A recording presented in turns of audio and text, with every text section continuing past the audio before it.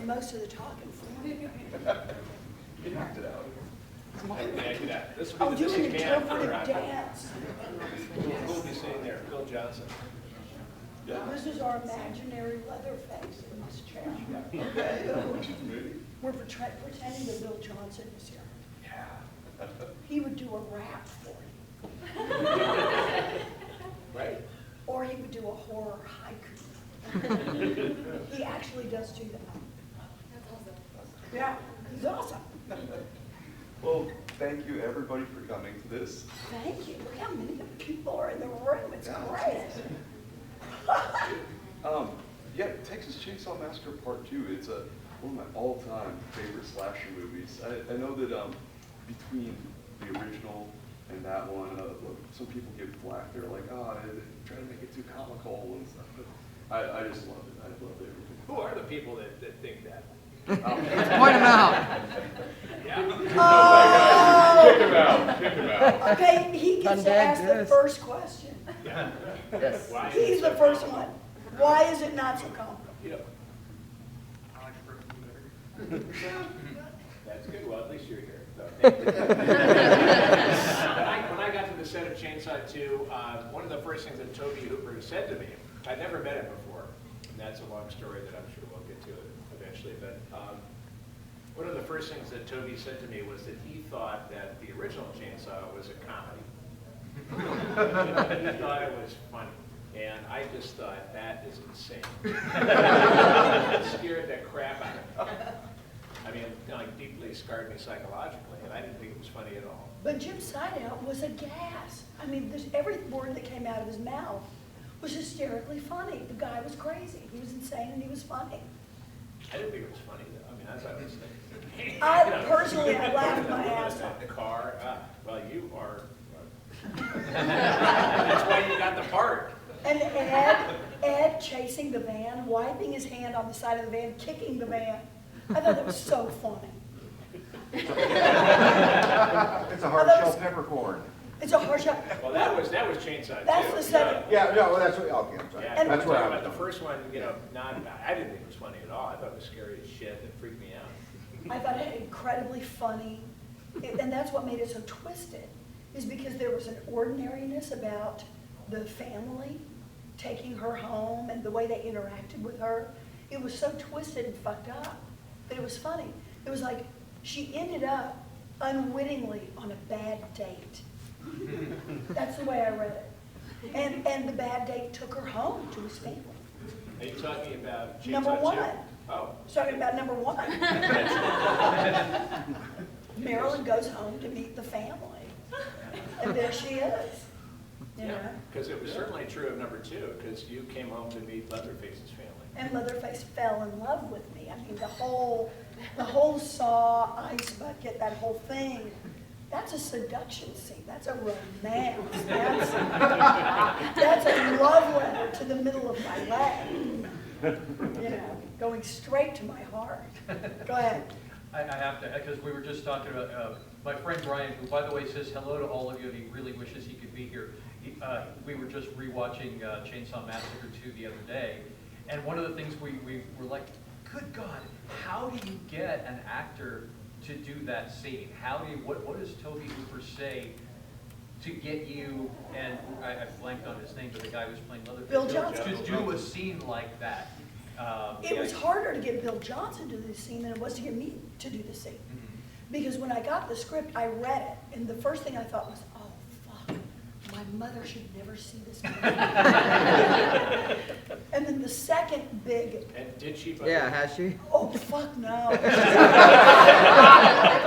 She's 86 years old. You cannot... She still loves my Murder, She Writes. She watches my Murder, She Writes in a loop. But the second big moment of hesitation for me is when they brought me my wardrobe that morning, because I had a specific pair of panties to wear with my shorts, which had been shaved back in the middle. There was hanging in the middle of the shorts. I went, oh my God, they're actually going to see the roses on these red underwear. I thought, oh man, this is going to be something. It was much harder for Bill Johnson. Bob Elmore, who stunted him, No problem. Bill was great. Bob was great. But Bill had this like existential crisis associated because he was politically correct before political correctness was even known to our society. And he was married. And he was married, but we won't go into that one. But anyway, Not anymore, by the way. not she doesn't like it when I talk shit about her. But anyway, but yeah, he was really like racked about it. And finally, I just had to slap him in the face and say, Bill, snap out of it. Let's do the scene. It'll be fine. I think we did the long shot with Elmore first so that Bill could get a sense of how the physical action of the saw was supposed to go to match.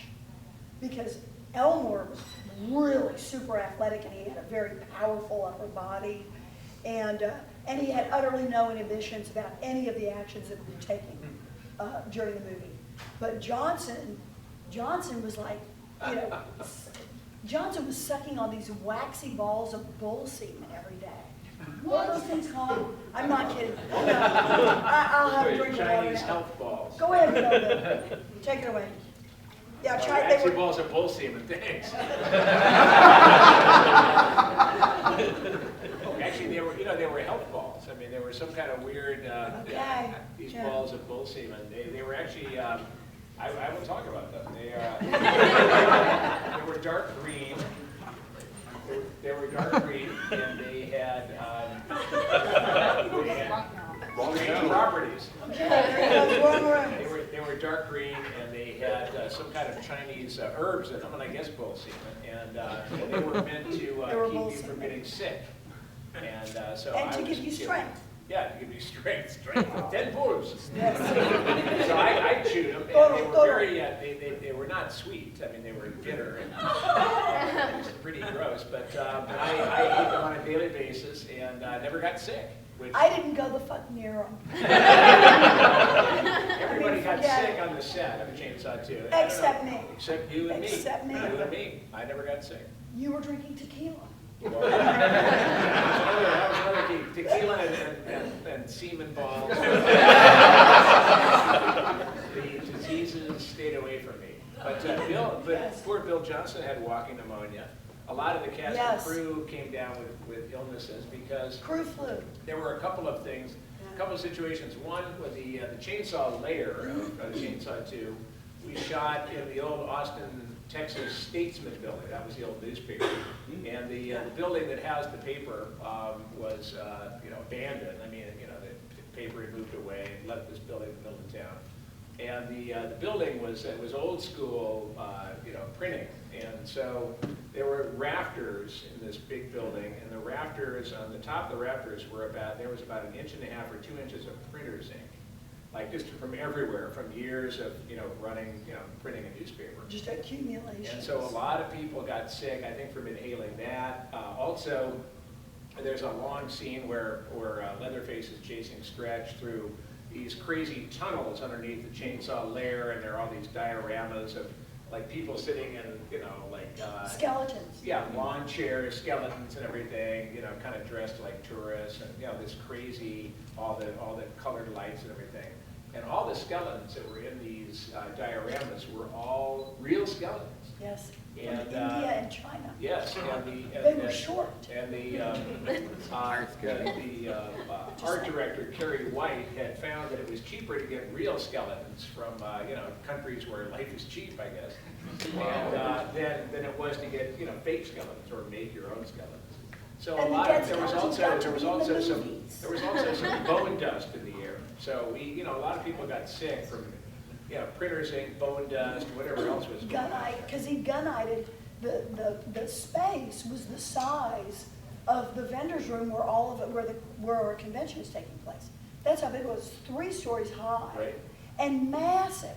And Kerry White went through and sprayed gunite, which is what Kind used of a to line. concrete, yeah. It's like, used to line swimming pools with it. So he gun-nighted the entire interior of that space before he built the underground layer.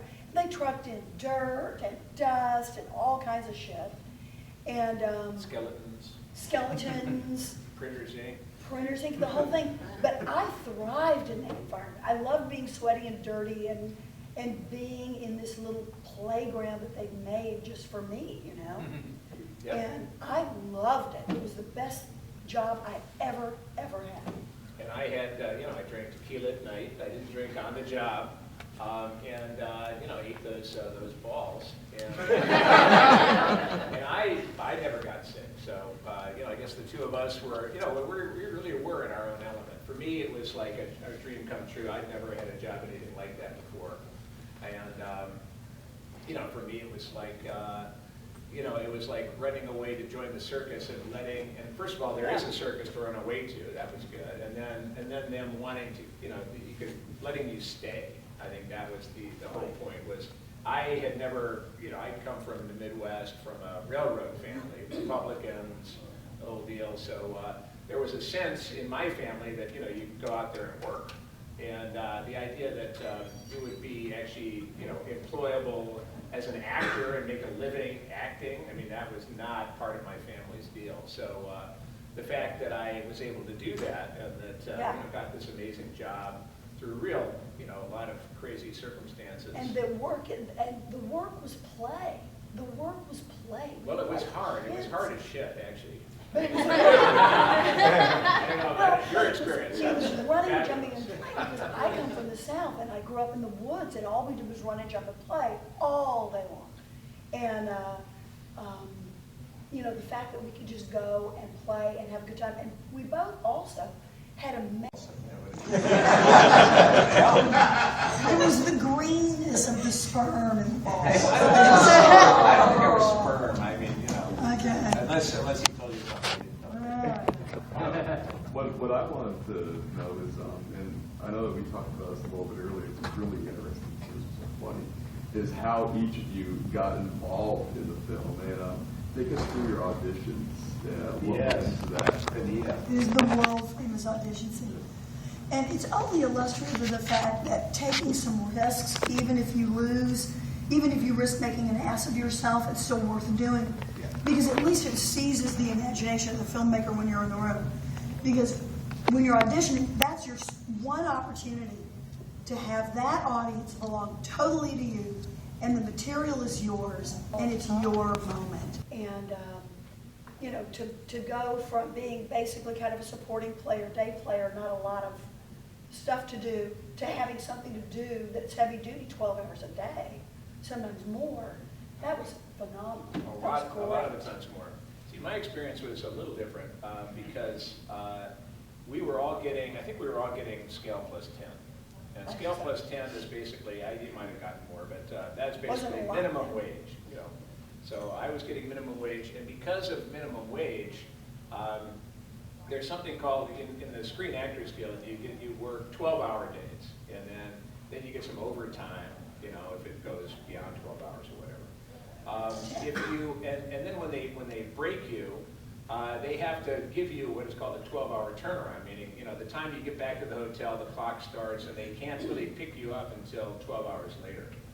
But because, or else they have to pay you a full day's pay. And because I was getting so little, they didn't care about, turnaround. So I was working like sometimes 20-hour days. I mean, we worked our asses off. Well, he had to be in a makeup chair right. very Yeah, early in the true. morning and applying that makeup. It was multiple layers, appliances, the plate, Hey, plus his costume. So he had a whole world of stuff to deal with. that was 5 hours. That was I 3.5 didn't have to worry on about and an hour and a half off because Yeah. they had to save the little hair pieces. And I didn't have any of And the it. plate. And the plate. Yeah. Yeah. Yeah. So my experience was that I worked my ass off. I ended up making some dough, which was pretty exciting. We all made some time. Yeah. Because they had, the last 2 weeks of production, we were working nearly 20-hour days, shooting first and second unit. Great. So we were sleeping in our little trailers, in the little villages that we would set up from location to location. And then they had these wonderful things called meal penalties, which I had never experienced before. Yeah. A meal penalty means if you don't have a sit-down 1-hour break for a hot meal every 8 hours, then what happens is they have to pay you a penalty. And so as soon as I found that out, when they would break us for lunch, I would run out, when I heard them breaking other people, I would run out and hide under the trailer. I was always late to lunch. So that was exciting too. But let's get back to the filmmaking. Does anybody have a question? I know that this came out in '86 at the same time as Blue Velvet. How was Hopper? Did any of his Blue Velvet shenanigans kind of leak out into your guys' like set, or? Well, Blue Velvet was his. He returned from, I think, some kind of drug and alcohol stuff, and he returned to a 3-pack of movies. And the first was Blue Velvet, and then it was Chainsaw 2, and then it was Hoosiers. So somehow, I don't know how he got in that illustrious company, but you spent a lot more time than I did with him. Yeah, Dennis and I both had 18 months of sobriety. Oh. Because I was doing my own version of Dennis Hopper at the time he was doing his version of Dennis Hopper. And ironically, I was working for a production company in Houston when he came to Houston to do a movie with B. Gus Luna, world famous Spanish director. And so we had actually partied at one point, but other people had to tell us that we had partied together at one point because neither one of us remembered it. But yeah, he had just come off of doing Frank, but he was developing a whole new level of existence for himself. And his life had changed very, very dramatically. And I have to say, he was one of the most educated, cultured, intelligent, lovely men that I ever met. And his film history was so phenomenal. He worked for George Stevens in Giant. He had worked for Nick Ray in Rebel Without a Cause. He was friends with Natalie Wood and Warren Beatty and James Dean and Nick Adams. And that was my cultural movie heritage. So to be with him and to hear him tell those stories was phenomenal. He also taught me the technique of film acting, which is entirely separate from just the emotional life of a character. It's knowing your relationship with the camera lens, the size of the lens, how the light comes down on you, how turning your body one way or the other makes a different visual statement, because film is visual. Primarily, film is about what you see. And that's why the DP and the camera people and the camera crew are so incredibly important to an actor. And when you work on a film, knowing your camera people and knowing your DP and asking them for advice, because simply raising an eyebrow in close-up tells an entire story sometimes. And in particular, in the scene on the stairs where I drive up in the Jeep and we start talking about helping to find the killers, we were initially going to stage that scene on the opposite side of the stairs. But when we were setting up, Dennis said to Toby, you know, her good side is the other side of her face. Let's set up on the other side. Number one, it taught me something about being a big star. That he could tell Toby, let's change that angle. But he changed it for me. And Did you ever know that you had a bad side? Fuck you, pal. I always thought that all I do is show up and look the other actor in the eye and tell the truth. It wasn't until I began talking to Dennis and we were rehearsing our scenes together that he would tell me what is effective. You know, the speed that you walk. It was an entire technical world that I was completely unfamiliar with. And by the time I made it back to Dallas, I literally went back to acting class to learn that. But as you go along in your career, you literally develop a feel. If there's a 35 lens, if there's a 70 lens, if it's a 10 lens, the relationship of the character to the audience changes. And I've managed to learn that. And damn, girl. I never have. There's an I know what you're talking effectiveness. about. There's an effectiveness in a dramatic scene when you turn into the lens than when your action begins and you're already facing. When you turn into the lens, the audience immediately registers what's going on in your mind. And their relationship to you changes in the storytelling process. And it's extremely powerful. And if you're an actor in the room, those are the things you need to start asking your acting teacher about. That is what you need to learn. stage and film are different. And if you've got a good acting teacher, they know the difference. That's awesome. Yeah. So, what was your inspiration for Chop Top? It was Ed Neal. I mean, when I first saw Texas Chainsaw Massacre, it was on the double bill with Enter the Dragon. Wow! I had never seen Bruce Lee movie, and it was in Boston in the Combat Zone at a rundown old theater called the Paramount, Sunday afternoon, and Chainsaw was on the second. It was the second of the two of the double bill, and so we kind of laughed through, Enter the Dragon. It was like, get him, Bruce, come on! And there was a bunch of, profligates and alcoholics in the audience, the Sunday afternoon crowd in the Combat Zone. And when the movie came on, when Chainsaw came on, it just, like, everybody, there was a collective gasp. I mean, it was like something, we've never seen it before. I think this was 1976. I mean, it was when I saw it. And so it was, and it just kind of, it took my breath away, and I never really was able to regain it. I took it seriously. I didn't think it was funny at all. I thought it was like, holy shit. And anyway, I thought Ed Neal was like, of all the characters, and everybody was amazing, and it was just an amazing story and movie. But I thought Ed Neal's character was really just a mind blower.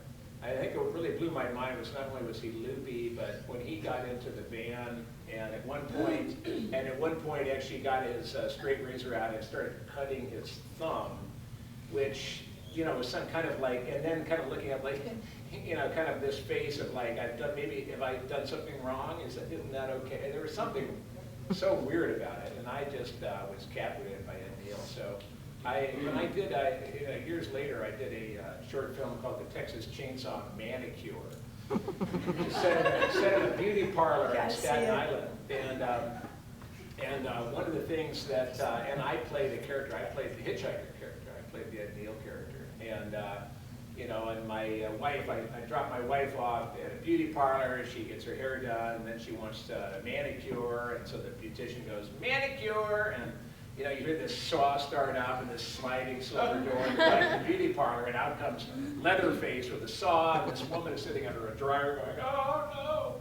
And he comes out, and he starts sawing her hands, she's screaming, and then she passes out, and then they kind of, bring her to, and she goes, oh. Fabulous manicure, and she comes outside to the truck where I'm, driving the truck. She goes, hey, honey, I got the best manicure ever. And I look at her and I go, hey, that's great, honey. We should celebrate with some head cheese. And I went out for some reason and I bought some real head cheese. That's some funky shit. That's they grind everything up, the scrotum, the lips, the nose, the eyeballs. It's just this jelly of fat and everything. So, and I go, hey, we should have some, and at one of the takes, I remember I actually was so into the scene that I actually licked the head cheese. I'm still boiling from. But anyway, so, Ed Neal was really my template. And whenever I think about that, people ask me, inspiration and all that stuff. It's really 99% him. So that's a long answer to your question. But also, L.M. Kit Carson's script was quite extraordinary. And I remember the part that he had written, yeah, it was amazing. The part that he had written, but I mean, we improvised a lot. We improvised a lot, but at the same time, he would also improvise a lot. We would Oh, literally, right, all the different colors. he would be oh my God, we had a rainbow of colored papers. Right. Because we would be on camera and we would have been shooting a scene, and Kit would come up with some inspiration and he would throw the pages at us on camera. So we'd have to memorize these new lines. Right. But we got really good at it. We got really good at it. Yes. So from an acting technique standpoint, I was trained as an actor as well, and I worked at a haunted house one year, blew my voice out in 2 days. And again, watching it the other night, I'm like, how did they have voices after the first take? Well, that's a good question for Caroline, too. Yes. We would have speaking days and screaming days. So, the fact that there was a lot of leeway, and Toby just loved Chop Top. And so everything I did, it wasn't like, hey, I'll freak him out. I would just Chop Top. So, he, and Kid hadn't written, I don't think he'd really written the last act of the screenplay. So Kid would sit there and he would record everything that we came up with, all of our improvisations. And then remember, then when we broke, when the scene was over and there were moving cameras or something, you'd see Kit outside off the set with like with little headphones on, like typing up everything that he had recorded, everything we said. He kind of typed it up, I guess, for the Writers Guild or something. But we were encouraged to do. I was encouraged to do a lot of improv, and it was so much fun. I've never really had that kind of, that was really the magic of it that I don't think I've ever experienced again. And especially the scenes when you're with your family, when he was with Jim Sideout. It's like the two of them fed off one another. And, Jim would have a line or he would throw away something. And Jim, Bill knew him a lot better than I did because they worked together a lot more closely. But I never got the sensation that Jim knew how funny he was, because he would throw something at Bill and Bill would just go with it. And they would just go back and forth. And it was hysterically funny, And all the crew, we'd all be standing around listening to them go back and forth. And it was almost impossible to not laugh. But it was great. It was great stuff. Because by day, he ran an industrial carpet cleaning business in Houston. So he had a real job. I mean, he wasn't really, he wasn't an actor 24/7. He had a very lucrative carpet cleaning business. But he was the funniest man. I know, he was the funniest man. He was so funny. He was so funny. In fact, when I got to the Brook Hollow Motor Inn outside of Austin, where we were billeted for the duration of the shoot, I remember kind of being very nervous, and I was thinking, oh my God, big movie, and I was very, overwhelmed. And then all of a sudden, a car pulls up, and out hops Jim Siedau, and I just go, my God, it's the cook! And he goes, hey, how are you doing? And it's like, whoa! And as soon as I saw that, I was just like, fuck, I'm going to be okay. That was the scene I got, because really the original Chainsaw had really bent me and hurt me. Like I was in college and going through my Carlos Castaneda period, and everybody's they had spirits and everybody, and we're all good, and And then seeing that movie, I was thinking, fuck, there are some really fucked up people. And then, and it freaked me out enough to inspire the Chainsaw Manicure. That was kind of my way of processing my feelings. And it's your moment. And I had gone to audition. They had auditioned 440 girls from around the country, mostly LA and New York. And there was this long hallway, and all the actresses are lined up, sitting in their chairs, studying their... They're really working. This was where, in Austin? This was in Austin. Right. They brought us, because it was like Scarlett O'Hara. They were ready to roll, but they didn't have the girl yet. So these girls were going in and out and in and out. There was virtually no dialogue. It was just They Live on Fear. It was the Ice House scene. The Ice House scene was all action. She's running, she's screaming, she's throwing, slamming the door closed. She's piling shit in front of the door. And then she's in They Live on Fear, They Live on Fear. And the girls were going in, and I don't know what the fuck they were doing, but it was totally silent in the room. And I thought, you know what? This role is a physical role. They've got to get the idea that she's athletic and that she can play this action. So the girls going in and out, and I said to the casting person, I'm going to run in working. Just tell them to be ready for me. When I went to the end of the hallway, I ran screaming down the hallway. I threw the door open. I didn't know what was inside the room. Threw the door open, slammed it shut. I pulled the chairs out from under Toby and Kit. I just went over the chairs on my hands and knees, and I pulled on them until they got up. And I piled the chairs in front of the door, and then I backed into the corner. They live on fear, they live on fear. There was Toby and Kit didn't have any place to sit. So they just sort of slowly walked towards me until they were standing right here. And they were looking at me while I did They Live on Fear. And then they looked at each other, and that's when I knew I had it. Right.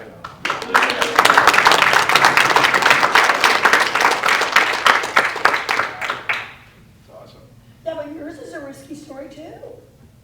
I mean, tell the story about you made Texas Chainsaw Manicure, and then what happened next. Yeah, so I made Texas Chainsaw Manicure. It was about a 5-minute short film. And I was actually in New York City at the time, and I tried to sell it to different, Saturday Night Live, and it was too long, or it was on video. I mean, there was all kinds of reasons why, nobody wanted it. And not because it wasn't good, but it just didn't fit in formats that would actually pay. And so I remember I was actually, at the time I was working for a magazine called Omni, an old science magazine in New York City. And they sent me to Los Angeles from New York to cover the making of 2010 A Space Odyssey sequel. And so I got flown out by MGM to do, it was like a press junket, and I was, there at the hotel. And I brought along the VHS copy of The Manicure. And I had some friends from school that were in town, and one of my friends was working for, he was actually a screenwriter, and he was working on, he had just done Who Framed Roger Rabbit. He was one of the co-writers on it. And so, I had dinner with him and his wife. I went over and I said, hey, I got this thing to show you, and I showed them the VHS copy of the Chainsaw Manicure. And my friend said, I love this. He said, my partner and I have an office across the hall at Paramount from Tobe Hooper, who was at the time working on Poltergeist, which is now coming out in its remake form. And he said, would you, if you can leave me a copy of the Chainsaw Manicure, I can maybe walk it across the hall. And I thought, I was like waiting tables. I was trying to make the money back that I'd spent on the Chainsaw Manicure because I was in debt. And I said, that'd be great. I didn't have any expectations. I just thought, maybe if Toby likes it, at least it'll be, some kind of a Pyrrhic victory, that he'll like it and I'll feel better about my poverty. And so I said, sure. So I gave him the copy. And about a week later, I got a call from my friend, and he said, I got Tobe Hooper's home number from the secretary, don't tell anybody. And he said, why don't you give him a call and see if he watched it, and if he liked it. I went, okay. So I'm dialing. It was back in the days of rotary phones and long distance, and those old days. And anyway, I called, and Toby answered the phone, and I said, he's like, oh. I said, hey, Toby, yes, it's Bill Moseley. Oh. I said, I'm the guy that did the Chainsaw Manicure. And he goes, oh, yeah, Bill, yeah, I love the manicure. I went, oh, great, that's good. And he said, yeah, no, who was the fellow that played the hitchhiker character? I said, well, that was me. And he goes, oh, shit, man, if I ever do a sequel, I'll keep you in mind. I went, oh, okay, great, wow, yeah. That was 1984, and the sequel didn't happen for another 2 years. So he said, stay in touch, and he gave me his home address or whatever. So I sent him a postcard, like, hey, I don't think I ever heard from him again. The years went by, and so much for that. And then one night, it was, it was like maybe Feb of 1986, and the phone rang one night, and I remember I had just come back from an audition. I was, a writer, actor, kind of guy in New York City, and I'd come back from an audition for a student film for the part of a dead body. And I didn't get the part. Because, it was, the audition was downtown New York, and it was a 4-story walk-up, and I, smoked Marlboros at the time. So, by the time I'd gotten up to the top floor to do the audition, they said, okay, just lie down there and, play dead.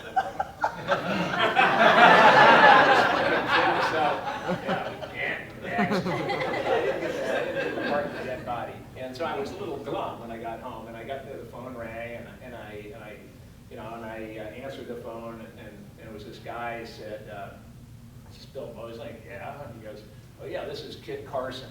And, I had heard the name because he had been married to Karen Black and was kind of in the gossip columns a little bit. He was kind of a glamorous guy. So I heard the name, and it did sound long distance. I mean, back before cell phones, there was this actually, you could hear a sizzle of long distance. So I was like, and I was like, that was long distance. And he said, yeah, this is Kit Carson. And I just remember thinking, and saying, actually, I said, who is this really? Because I thought I was being punked. And he said, no, it really is Kit Carson.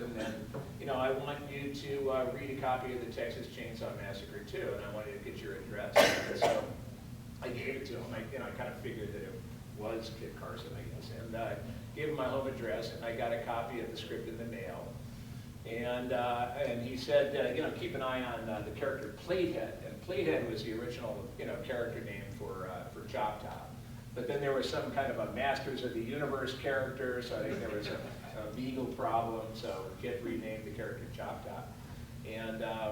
And he said, read it and, tell me what you think. And so I read it when I got it in the mail, and it was fucking awesome. And I was like, wow, Chop Top's a big part. And it's like, gee whiz. And so I really, I called it back and I told him I thought it was a hilarious script, and I thought, I love Chop Top. And anyway, so, he said, well, we'll be in touch. And, and I hung up the phone thinking, maybe they'll fly me to LA, so I get at least a free trip to Los Angeles. Then I'll audition with real actors. I won't get the part, of course, but at least I'll have a free, like a vacation. And then about a week later, somebody from the Canon Films legal department called up and said, do you want to negotiate your contract, or do you have an agent? And, I was like, let me get back to you. I met an agent at a Christmas party. I called him up, hey, you want to negotiate a contract? Sure, it's free money for them. So she negotiated the contract. And at the time as a writer in New York, I was making averaging $250 a week income. I had cheap rent, thank God. And so anyway, so this agent that I met at a Christmas party calls me back and said, well, the good news is you got the job. I went, what? Yeah, it's just like insane. And then she said, but the bad news is they're only going to pay you SAG minimum, SAG Screen Actors Guild minimum. And I went, really? How much is that? And she said, well, I think it's $1,600 a week. I think I can handle that. And then she said, yeah, the other thing is they want you to shave your head because they want you to be able to glue the plate on your head or whatever it is. And I said, okay, all right. And she said, so I told them that would interrupt your workflow, so they've agreed to pay you an extra $5,000 to shave your head. And I went, seriously? That's insane. I would have shaved my head for that. I painted eyes on my ass. So that's how I got the job. And I'd never met Toby before until I got to Austin, and when we worked, Tom Savini, with the king of splatter, was our special effects makeup guy, and he had me in the chair, and he made me up as Chop Top, and then Toby walked into what we called the House of Pain. That was the special effects makeup lab, and Toby walked in. He had some Cuban cigars. He had a Dr. Pepper. That was kind of Toby's deal, and he walked in, and Tom Savini's there. I'm sitting in the chair, made up as Chop Top, and he walks in and he goes. Toby goes, and Tom goes, hey, Toby, and Toby goes, hey, here you go, and he handed Tom a box of Cuban cigars, and then Tom said, well, this is Chop Top, what do you think? And Toby went, yeah. He sounds exactly like that. And he said, well, he could use a little more pus on the plate, and Tom went, clear or amber? And Toby went, amber. And then Toby walked away, and I just thought, wow, I'm in the right place. That's how I got the job. Now, I know that a lot of directors give people a lot of leeway on the set, certain ones, and like go off script, ad lib, and I was just wondering, what are some instances of that when you could just make up stuff and they would keep it, or was it pretty straightforward where it would just like stick to the script, or was there a lot of leeway? All I can say is, lick my plate, you dog dick. I made that up. I made that up on the spot. That was a lot for me. There was a lot. And it was actually, so much fun because, when your head is shaved and you got a plate and you're working, 20 hours a day. Amazing. And I had had a couple of dinners with Dennis. We'd gotten acquainted. I'd heard so many phenomenal stories. And I said, Dennis, I want to take you out tonight to meet my friend Kirk Whalum and hear this great saxophone player. He looks at me and he goes, Caroline, do you know I'm close, warm, personal friends with Miles Davis and Thelonious Monk? Mm-hmm. And I said, well, Dennis, no, I did not know that. But you will love this guy. So I take him out to 6th Street to see this great saxophone player. He's on his feet all night long. He's moshing. He is so into the scene. He goes and pumps Kirk's hand after the set. It's fabulous. Shows up at work the next day to do our scenes. He goes, yeah, I treated Caroline to a night out to go see Kirk Whalum, this amazing saxophone. Yeah, he was an That reminds me, amazing because when we were, Bill Johnson, good old, our missing Leatherface here. Yes. Bill Johnson turned me on to a local Austin musician artist, who's kind of retarded, I think. A guy named Daniel T. Johnston. I don't know if you ever heard of that guy, but Daniel T. Johnston lived in Austin. I think he had escaped from a mental institution in New Hampshire, and he had somehow found a He was at game found a happy place with a guitar. in Austin. But if you ever hear Daniel T. Johnston, he's got a reedy voice. He plays kind of child's instruments and music. He's very, very weird. You know who liked him was Kurt Cobain from Nirvana. Loved Wow. Daniel T. Johnston. And so we bring Kurt Cobain into our chainsaw See, story. there it is. 6 degrees of Cobain. There you go, Seattle. Also, another interesting thing about Dennis, he was one of the foremost collectors of modern art beginning in the late 50s. When he was 18 years old and he was working at the Globe Theater down in San Diego doing plays, his first and initial investments from the money he made, he would buy David Hockney, he would buy Keith Haring, he would buy Basquiat. He had the eye for modern art. And at his death, he had art on loan all over the world. And it was quite an extensive and amazing collection.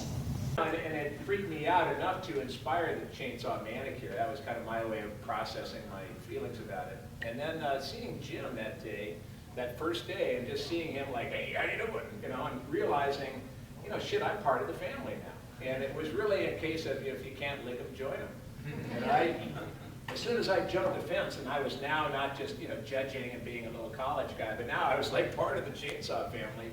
Fucking wonderful. I mean, it just changed my life. Yeah, and Jim loved Bill. Loved him like a son. I mean, they had a very close relationship.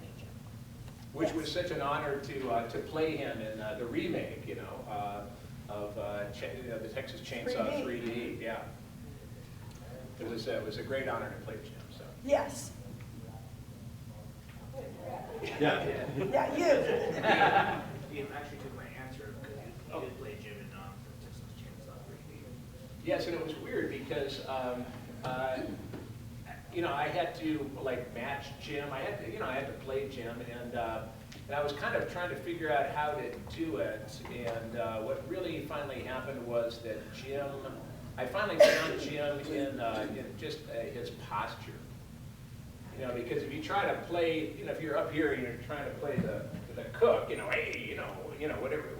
He wasn't this though, you know. And I was wondering like, where is Jim? And then I realized that Jim is back here. You know, like, hey, look what your brother did to the door. You know, he kind of walks like this. As soon as I got that down, then it was like, okay. The one that I really want to talk about, I know we talked about him a little bit earlier. What are your memories of working with Lou Perryman?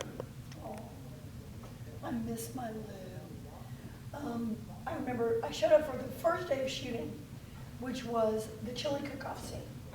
And I have to make my entrance.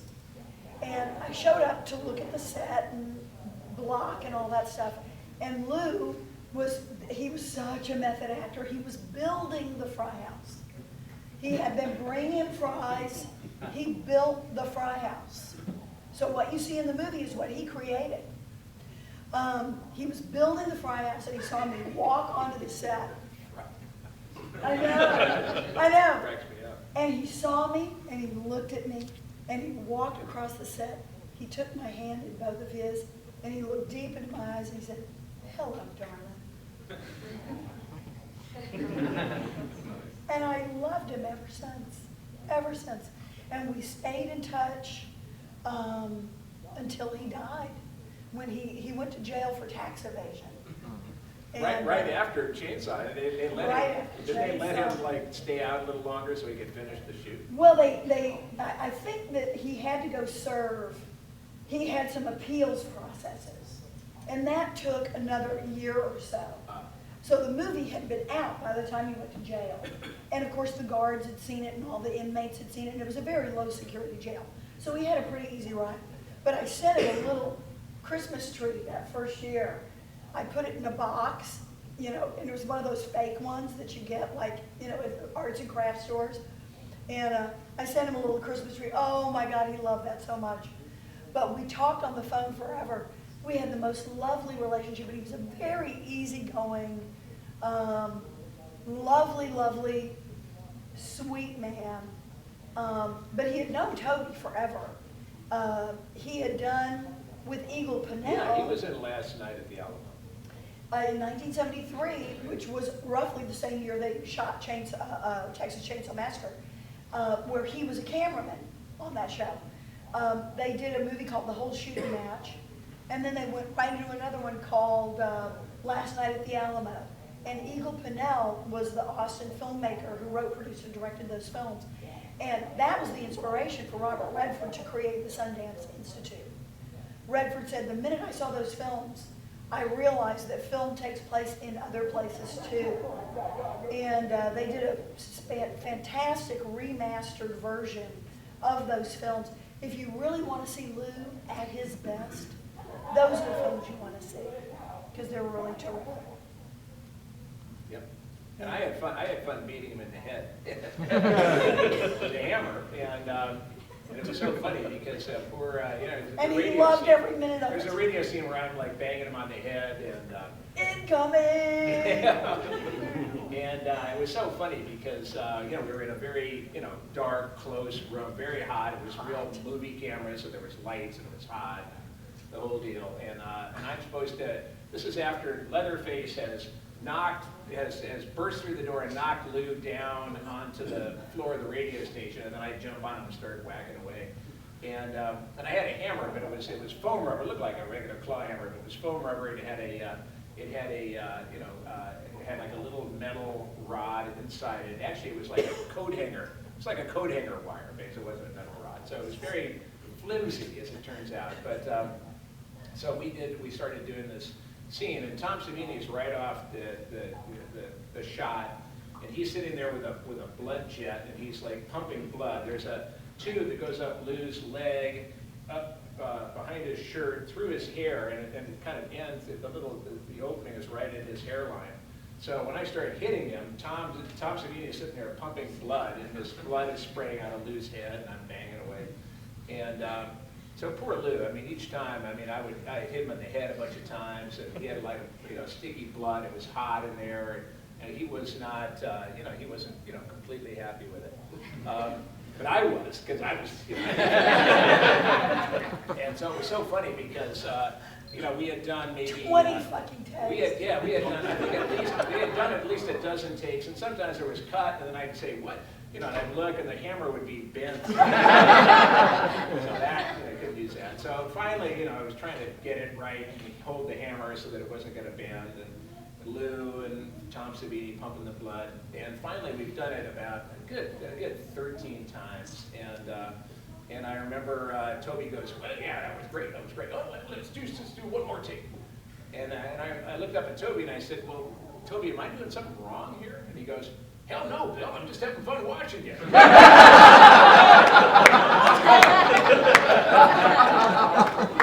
had a great time. Tells you so much about Toby Hooper. And Lou had a 7-hour set, what was it, about a 7.5-hour makeup to do the, you know, when we peeled him in the chainsaw. We peeled him. Oh, and that was his last day working. So when I had to say goodbye to him, I was saying goodbye to him because he was going to be leaving and we weren't going to have any more scenes He together. was so funny though. Oh, girl, I'm falling apart on you. Oh, he loved to work. He loved to knead the bread, as I used to call it. Yeah. Oh, he would overact like mad. It was great. Need the bread. Kneading We the bread. all needed the bread. Well, you guys. Well. I mean, I was, you know, a cat. You know. Let's make it a. So this was about 1985, 6 you did this? 86. 86. Okay, so this would have been about a year before Dennis Hopper did Blue Velvet and kind of had his big comeback. We got him Any after Blue stories Velvet. about Dennis during that time? Or? You must have come in late. Yeah. Sorry, I walked in late. You know, because we already talked about that, but, you know, there was one thing that I remember, that Dennis Hopper, we would always be going to work, and Dennis Hopper would be coming into the motel dining room in his pajamas, you know, because he didn't have to work till later. And you know, and Dennis seemed to spend a lot of time, they gave him he had a Lincoln Continental or something. Yeah. And when we were going off to work, Dennis would be, you know, finishing up breakfast, and he had a So, yeah. One that we only have a few minutes left, but one of the ones that I really want to ask both of you, because it's not Texas Chainsaw Massacre, but it applies to both of you, because you both work with him, and that's Rob Zombie. And I'm sure that it's one of those cases of somebody who, you know, grew up watching that, and then actively sought you out and says, I want you to be in this. Can you comment on that? Like, how does that feel to you, to know that you're just part of something that big, you know? It feels good. Bill, I damn good. I only had my very small part in H2. I got to play opposite Octavia Spencer, which was awesome. And he let us improvise our scene, which was great. But I didn't get to know him well at all. You know, he was impossible for me to read. He was not a terribly warm, chatty guy. You know, he came and sat next to me during lunch. I could barely eat. I was so intimidated because he's the coolest guy in the world, and I have no cool at all. So it's like the cool and the uncool sitting at lunch. I had no idea what to do with this. I didn't even know how to make conversation with him. And he came to my trailer and knocked on the door, and I thought, oh, fuck, because I wasn't, you know, I had wrapped my scene, and I was getting dressed, changing clothes. And he came out, and I thought, you know, I was the first scene the first day. And you don't want to queer the quan for the company if you fuck up the first scene, the first take, the first day. I mean, that's very pressuring, you know, because then the crew gets it and everybody gets wonky and it's weird. So, you know, he came into the trailer and I thought he was going to say I fucked something up, but instead he brought me a poster to sign. So I signed a poster and he said, well, thank you very much. And then he left. You know, I said, Rob, that'll be $20. The only thing I could think to say to him when we were at lunch is, you know, we're both Jewish. Well, then there's something There. too. Adam Green, and he's another one that seems to have a great appreciation for all the horror actors in the genre, and he seems to actively seek them out. I had a much better relationship with Adam, and he was much easier to talk to. And he wrote this fabulous role for me in Hatchet 3. And he wrote it just for me. I was the only person who ever got an offer. So, you know, on the one hand, I was very thrilled. Thank you for coming. Thank you. On the one hand, I was very, very thrilled. And on the other hand, I wanted to make sure that I did an incredible job for him. And that I was really on my game. And my scenes, a lot of my scenes were Danielle Harris. And she's been acting since she was a baby. And she's quick.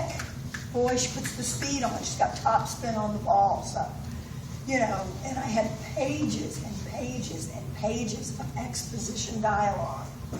So that was like, you know, yeah. But it went okay.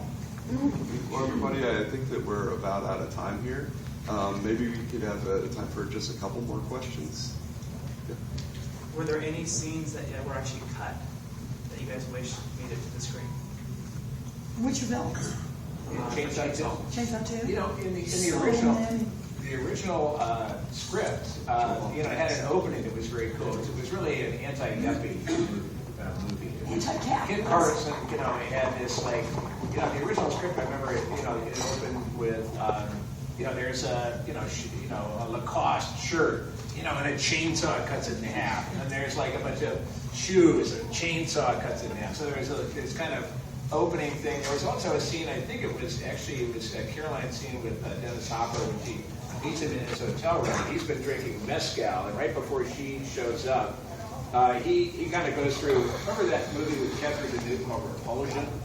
where things kind of coming through the wall. In the case of Chainsaw, there were these chainsaws were supposed to be coming through the wall, and Dennis Hopper is going through this mescal delirium, and then there's a knock on the door, and it's Benita, and so that was cut out.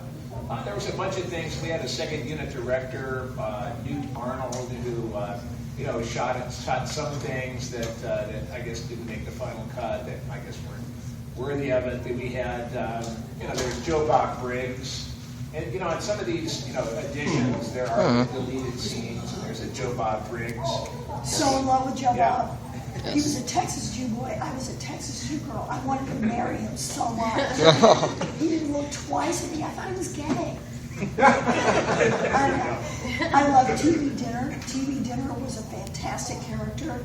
He was a skinny guy with a huge belly in a giant crate, and he's sitting in front of a TV. In the chainsaw lair, right? In the chainsaw lair. He's sitting in front of a TV, and he's eating a TV dinner.